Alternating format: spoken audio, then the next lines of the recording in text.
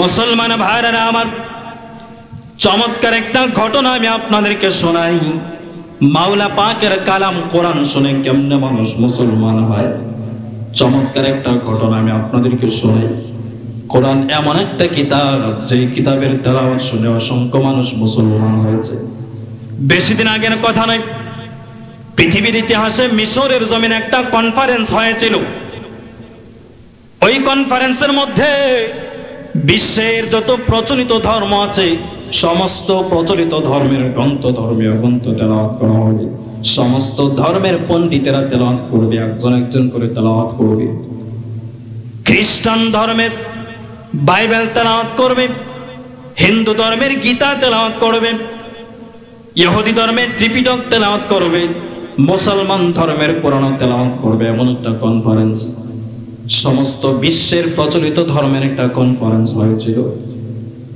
তাদের পক্ষে তাদের প্রতিনিধিত্ব অনেক ধর্ম যাজকেরা করলো, মুসলমানের পক্ষে মুসলমানদের প্রতিনিধিত্ব করলো। পৃথিবীর ইতিহাসে কিংবদন্তি একজন কোরআনের পাখি, যার নাম হলো কারি আব্দুল বাসিত রহমতুল্লাহ আলাইহি। অনুষ্ঠান শুরু, প্রত্যেকের সময় 5 মিনিট করে। বলুন সময় কয় মিনিট? 5 মিনিট। খ্রিস্টান আসলো, 5 মিনিট তার বাইবেল তেলাওয়াত করলো, সময় শেষ। ইহুদি আসলো, তার ত্রিপিটক তেলাওয়াত করলো, 5 মিনিট, সময় শেষ। হিন্দু আসলো, তার ধর্মের ধর্মীয় গ্রন্থ গীতা তেলাওয়াত করলো, 5 মিনিট, সময় শেষ। এবার মুসলমানের পালা। কারি আব্দুল বাসিত রাহিমাহুল্লাহ আবা কাবা লাগিয়ে যখন মঞ্চের মধ্যে মাইকের সামনে বসলেন, তিনি তার জামা কাপড় গোছাতে গোছাতেই চলে গেল 1 মিনিট। সুবহানাল্লাহ বলেন। আছে আর কয় মিনিট? শ্বাস টানতে টানতে, কণ্ঠ ঠিক করতে করতে আরো 1 মিনিট। সময় আছে আর কয় মিনিট? 3 মিনিট। 3 মিনিট নিয়ে এবার আব্দুল বাসিত রাহিমাহুল্লাহ তেলাওয়াত শুরু করে দিয়েছেন। সুবহানাল্লাহ। মুসলমান ভাইরা আমার, আব্দুল বাসিত রহমতুল্লাহ আলাইহি 3 মিনিট সময় নিয়ে যখন আমার মাওলা পাকের কালামের তেলাওয়াত শুরু করে দেন, আউযু বিল্লাহ বিসমিল্লাহ সহকারে যখন আমার মালিকের কালাম তেলাওয়াত শুরু হয়, উপস্থিত অডিয়েন্স এবং বিচারকেরা বলে আসছে এখানে প্রতিযোগিতা করতো। 2 মিনিট ফাঁস করতে শেষ করে বলাইছে, এখানে আসছে প্রতিযোগিতা করতো। মুসলমান ভাইরা আমার, 3 মিনিট সময় নিয়ে মুসলমানের প্রতিনিধিত্ব করলেন কারি আব্দুল বাসিত রহমতুল্লাহ আলাইহি। বিসমিল্লাহ টান দিলেন। টান দেওয়ার সাথে সাথে কেমন যেন মনে হয় পুরা অডিয়েন্সটা শুরু হয়ে গিয়েছিল। একটা বিসমিল্লাহর কারণে পুরা অনুষ্ঠানটা থমকে গিয়েছে। আব্দুল বাসিত রহমতুল্লাহ আলাইহি আমার মালিকের কালামের তেলাওয়াত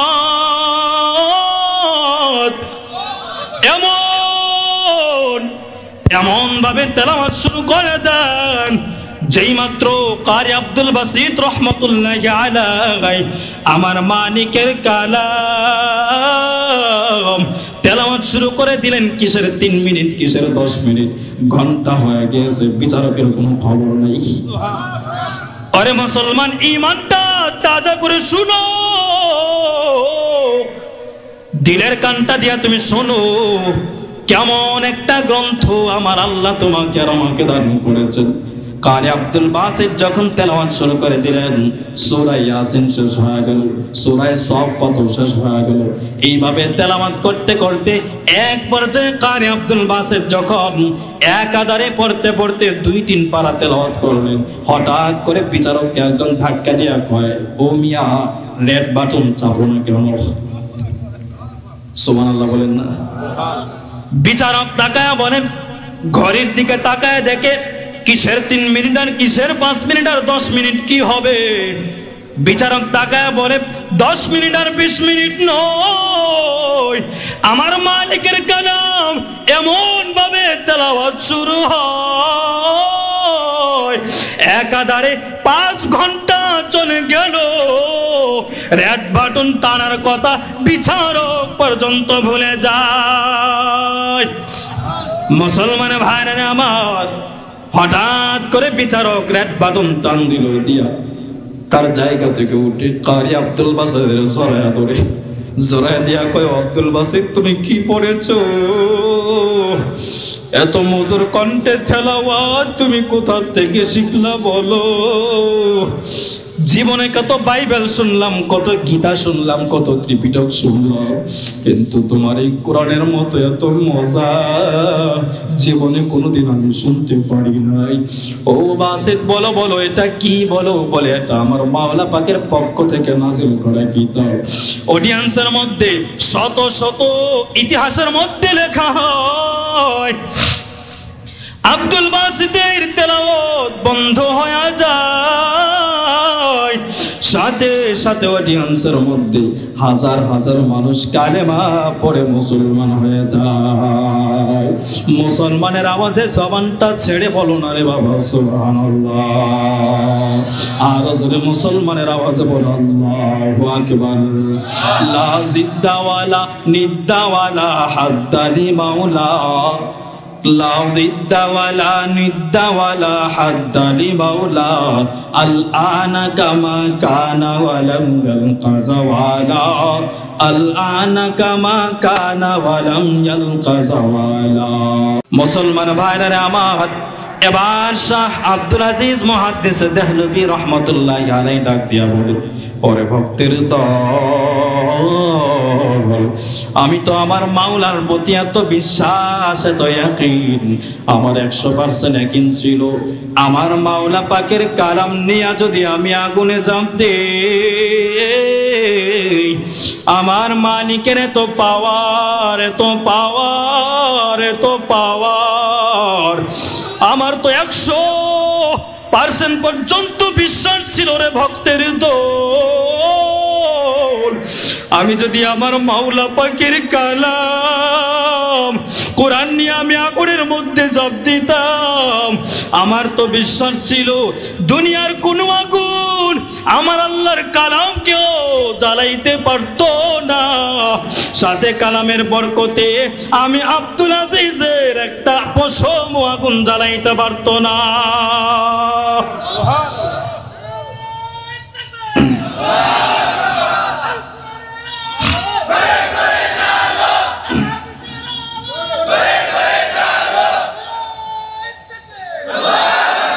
মুসলমান ভাইরা আমার, তাহলে আল্লাহর পাকের কালামের 3 নাম্বার 4 নাম্বার বৈশিষ্ট্য হলো মাওলা পাকের কালাম সমস্ত সন্দেহ আর সংশয় থেকে মুক্ত।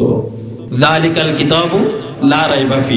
5 নাম্বার বৈশিষ্ট্য, আমার মাওলা পাকের কালাম কত দামি, কেন দামি, কেন শ্রেষ্ঠ, এর 5 নাম্বার কারণ হলো আমাদের মুসলমানদের কোরআন এমন কিতাব যা শুনে পৃথিবীতে হাজার হাজার হাজার লক্ষ কোটি মানুষ মুসলমান হয়েছে। জোরে সুবহানাল্লাহ। নবীর জামানায় মুসলমান হয়েছেনি কোরআন শুনে? আরো জোরে হয়েছে কিনা? ইউরোপ আমেরিকাতে কোরআন শুনে মানুষ মুসলমান হয়েছে কি হয় নাই? বাংলাদেশে হয়েছে কি হয় নাই? গোটা পৃথিবীতে বাইবেল শুনে একজন মানুষ খ্রিস্টান হয়েছে, ওয়ানলি ওয়ান, একটা উদাহরণ দেওয়া যাবে না। গীতা, রামায়ণ, ত্রিপিটক শুনে মানুষ হিন্দু হয়েছে এরকম একটা প্রমাণ দেওয়া যাবে? কিন্তু আমরা গর্ব করে বলতে পারি আমাদের মালিকের কালাম এটা এত দামি এক কালাম, আমাদের মাওলা পাকের কালাম শুনে নবীর জামানায় মানুষ মুসলমান হয়েছে, ঘটনার প্রমাণ রয়েছে। সাহাবায়ে কেরামের জামানায় মুসলমান হয়েছে, তারও প্রমাণ আছে। তাবেঈ, তাবে তাবেঈ, আইম্মায়ে মুজতাহিদিনদের জামানায় মুসলমান হয়েছে, তারও শত সহস্র প্রমাণ রয়েছে। বর্তমানেও আমাদের জামানায়ও মানুষ মুসলমান হয়েছে, এরকম প্রমাণ একটা নাকি হাজার হাজার? অনেক। তাহলে মুসলমান কোরআনের 5 নাম্বার বৈশিষ্ট্য হলো কোরআনই পৃথিবীর এমন এক গ্রন্থ যে গ্রন্থ শুনে মুসলমানের সংখ্যা কম না বেশি। এটা এমন এক কিতাব, পৃথিবীতে আদম নবী আসছেন, চলে গিয়েছেন, তার মর্যাদাও শেষ। মুসা নবী আসছেন, চলে গিয়েছেন, তার মর্যাদা খতম, শেষ। ইব্রাহিম নবী আসছেন, চলে গিয়েছেন, মর্যাদাও খতম। কিন্তু আমার নবী দুনিয়াতে 1500 বছর আগে বিদায় নিয়ে চলে গিয়েছেন, কিন্তু আমার নবীর জ্যান্ত মুজিজা মাওলা পাকের কালাম, নবীর জামানায় যেমন মানুষ মুসলমান হতো, 1400 বছর পরে আজও কালেমা পড়ে, ওই কোরআন শুনে শুনে মানুষ কালেমা পড়তে বাধ্য হয়। সুবহানাল্লাহ বলে হয় কি হয় না? আর জোরে বলুন হয় কি হয় না? তাহলে মাওলা পাকের কালামের 5 নম্বর বৈশিষ্ট্য হলো কোরআন শুনে পৃথিবীতে মুসলমানের সংখ্যা কম না বেশি? আরো যারা কম না বেশি? 6 নম্বর বৈশিষ্ট্য, কোরআন পৃথিবীর শ্রেষ্ঠ কিতাব কেন হলো? কোরআন পৃথিবীর শ্রেষ্ঠ কিতাব হওয়ার 6 নম্বর কারণ হলো কোরআনই এমন এক কিতাব যেই কিতাবের সংস্রবে যারাই আসবে তাদের সম্মানই আল্লাহ দুনিয়াতে বাড়িয়ে দেবেন। সুবহানাল্লাহ। আপনাদের এলাকার চেয়ারম্যান সাহেবের মেয়াদ কয় বছর? জোরে বলেন। এমপি সাহেবের মেয়াদ কয় বছর? মন্ত্রীর মেয়াদ কয় বছর? কোরআনের আলেমের সম্মান কয় বছর? আপনার মসজিদে ইমামতি করেন, আপনারা তাকে দেখলে সালাম করেন, সম্মান করেন, শ্রদ্ধা করেন। উনি ইমামতি বাদ দিলে আপনি কি বলবেন যে এখন তো আর ইমাম নাই, তার তো আর সম্মান নাই, সালাম বাদ? জোরে বলেন। মুসলমান ভাইরা আমার, মাওলা পাকের কালাম এটা এমন একটা কিতাব, কালামের সাথে দুনিয়ার কোন ব্যক্তি কিংবা বস্তুর যদি লেগে যায়, ওই ব্যক্তি কিংবা বস্তুর সম্মানটা আমার আল্লাহ দুনিয়াতে বাড়ায় দেয়। উদাহরণত আমি বলতে পারি, বাংলাদেশ স্বাধীনের পরে আজকে পর্যন্ত বাংলাদেশে কত সাংবাদিক, কত কলামিস্ট, কত এমপি মন্ত্রীর মৃত্যু হয়েছে। আপনাদের বানিয়াচঙ্গের কত প্রভাবশালী ব্যক্তিদের মৃত্যু হয়েছে। মুসলমান যদি হয়, আমরা তাকে জানাজা পড়ে গোসল করা সুন্নত তরিকায় কবরে রেখেছি, ঠিক কিনা বলে?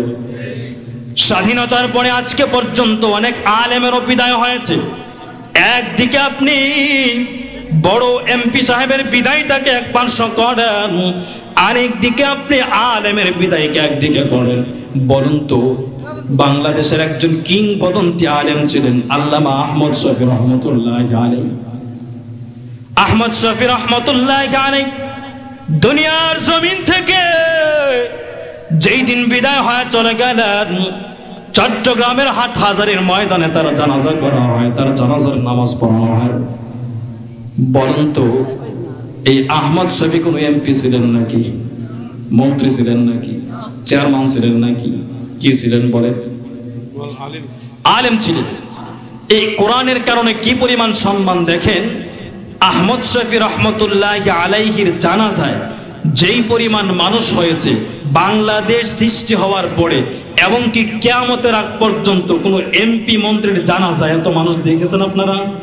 জোরে বলেন। এটা কেন? একমাত্র কারণ কোরআন। কোরআন একমাত্র কারণ কি?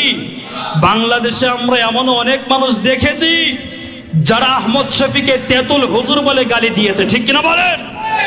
ওই তেতুল হুজুর বলে গালি দেওয়া এক মন্ত্রীর জানাজা আমি আমার নিজের চোখে দেখেছি, সরাসরি দেখেছি। জানাজায় শামিল হয়েছে সিনেমার নায়ক নায়িকা, তারপরেও 15-20 জন মানুষ জানাজায় শরীক হয়েছে, অর্ধেকের বেশি ওযু ছাড়া। অর্ধেকের বেশি কি? ওযু ছাড়া। মনে করেন আপনাদের বানিয়াচঙ্গের কিংবদন্তি একজন আলেমে দ্বীন, উস্তাদুল উলামা হযরতুল আল্লামা শাইখুল হাদিস ফজলুর রহমান দামাত বরকাতুহু, সর্বজন শ্রদ্ধেয় ব্যক্তি আল্লামা ফজলুর রহমান খান সাহেব, যেই দিন ওনার দুনিয়ার জীবন শেষ হয়ে যাবে, উনি যেই দিন দুনিয়ার থেকে বিদায় হয়ে চলে যাবেন, আপনারাই ইমানের আওয়াজে একটা জবাব দেন তো, আপনাদের এলাকার এমপির জানাজায় মানুষ বেশি হবে নাকি আল্লামা ফজলুর রহমান সাহেবের জানাজায়? কথা কয় না। কার জানাজায় বলেন? তাহলে সন্তানদের ইঞ্জিনিয়ার বানায় কি করবেন? আপনার ইঞ্জিনিয়ার সন্তান তো আপনার বাড়িটাও বানাইতে পারে না। ডাক্তার বানায় কি করবেন? এমন ডাক্তার বাংলাদেশে তৈরি হয়, তোমরা তোমাদের শিক্ষা কারিকুলামে এমন শিক্ষা দাও, তোমাদের ডাক্তার সিজার করতে যায় মহিলার পেটের ভিতরে 3 বছর পরে কেসি বার করা হয়, ঠিক কিনা বলেন? সন্তানকে কোরআন শেখাবেন। কোরআন কি শেখাবেন? একটা সন্তানকে আপনি কোরআন শেখাবেন, বাবা আপনার দুনিয়াতেও কাজে লাগবে, আখিরাতেও কাজে লাগবে। আপনার কোরআনওয়ালা সন্তান আপনাকে কোনোদিন বৃদ্ধাশ্রমে দিবেন না। আল্লাহর কসম একবার, আল্লাহর কসম 2 বার, আল্লাহর কসম 3 বার। বাংলাদেশে এমন একটা উদাহরণ আপনি দেখাতে পারবেন না না না যে কোনো আলেম তার মা বাবাকে বৃদ্ধাশ্রমে রেখেছে। দেখানো যাবে? যেমন দেখানো যাবে। কিন্তু আপনাদেরকে একটা পেজের সন্ধান আমি দিয়ে যাই, দেখবেন মিল্টন জমাদ্দার একটা পেজ আছে, মিল্টন ওনার একটা প্রসিদ্ধ বৃদ্ধাশ্রম আছে। রাস্তায় পড়ে থাকা বৃদ্ধদেরকে উঠিয়ে তিনি আশ্রয় দেন। উনি যতগুলো বৃদ্ধাশ্রমে আশ্রয় দেন, প্রতিটা মা বাবা হয়তো কোনো ইঞ্জিনিয়ারের মা, হয়তো কোনো উকিল ব্যারিস্টারের মা, হয়তো বা কোনো সরকারি চাকরিজীবীর মা, কোনো আলেমের মা বাবা আজও পর্যন্ত বৃদ্ধাশ্রমে যায় না। ঠিক কিনা বলেন? এজন্যে আপনার 5টা সন্তান, একটা সন্তানকে ইঞ্জিনিয়ার বানান, আমার কোনো আপত্তি নাই। সন্তানকে আপনি ইঞ্জিনিয়ার বানান, কোনো আপত্তি নাই, আবার ভুল বুঝবেন না। আপনার সন্তানকে মাস্টার বানান, তাতেও আমার কোনো আপত্তি নাই। কিন্তু বুনিয়াদি শিক্ষা, প্রাথমিক শিক্ষা, তাকে কোরআন দিয়া শিক্ষিত করেন। আপনার ওই বুনিয়াদি কোরআন শিক্ষাওয়ালা সন্তান আপনার জানাজা পড়বে। আপনার সন্তান ডাক্তার হয়ে কোনোদিন ঘুষখোর ডাক্তার হবে না। আপনার সন্তান ইঞ্জিনিয়ার হয়ে রাস্তার মধ্যে রডের বদলতে বাঁশ দেবে না। ঠিক কিনা বলেন? আপনাদের মজলিশপুর গ্রামবাসীর জন্য সুবর্ণ একটা সুযোগ। আমার অনেক ভাইদের মেহনতে এই মাদ্রাসা গঠন করা হয়েছে।